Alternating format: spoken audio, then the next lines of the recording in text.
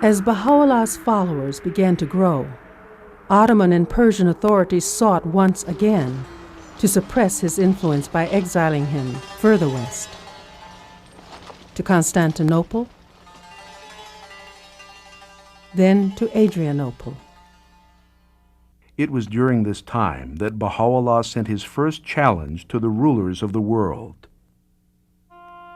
O King, I was but a man like you. He challenged them to unite and fortify their alliances rather than their borders.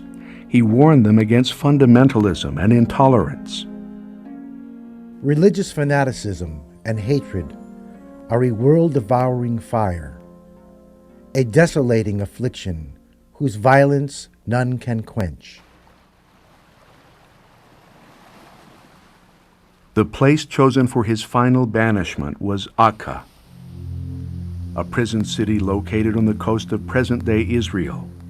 Its reputation as the harshest and most vile prison colony in the Turkish Empire was notorious. In 1868, Baha'u'llah in heavy chains and about 70 followers and family members were locked into their cells.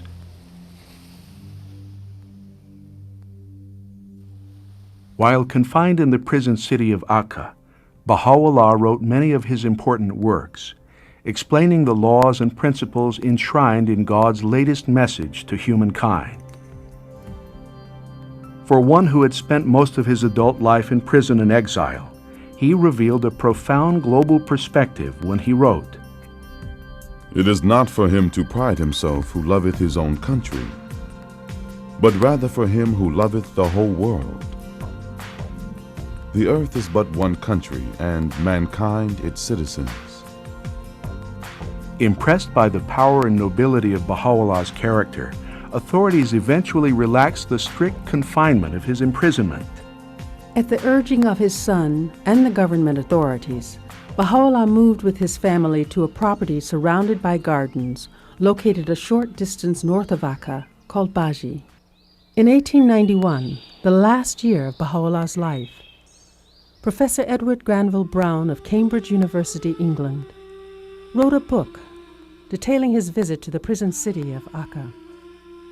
A well-known scholar of the times, Dr. Brown describes in this book his first meeting with prisoner in exile, Baha'u'llah. Though I dimly suspected whither I was going and whom I was to behold, a second or two elapsed ere, with a throb of wonder and awe, I became definitely conscious that the room was not untenanted. In the corner, where the divan met the wall, sat a wondrous and venerable figure. The face on whom I gazed I can never forget, though cannot describe it. Those piercing eyes seemed to read one's very soul. Power and authority sat on that ample brow. No need to ask in whose presence I stood, as I bowed myself before one who is the object of a devotion and love which kings might envy, and emperors sigh for in vain. A mild, dignified voice bade me be seated, and then continued. Praise be to God that thou hast come to see a prisoner in exile. We desire but the good of the world and the happiness of the nations, yet they deem us a stirrer-up of strife and sedition, worthy of bondage and banishment, that all nations should become one in faith, and all men as brothers, that the bonds of affection and unity between the sons of men should be strengthened, differences of race be annulled. What harm is there in this? Yet so it shall be. These fruitless strifes, these ruinous wars shall pass away, and the most great peace shall come.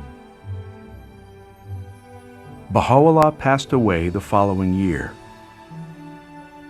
At the time of his passing, the mission entrusted to him 40 years earlier in Tehran's Black Pit was taken up by his stalwart followers and spread beyond the Islamic lands where it had taken shape. It established itself first across America and Europe, and then throughout the world.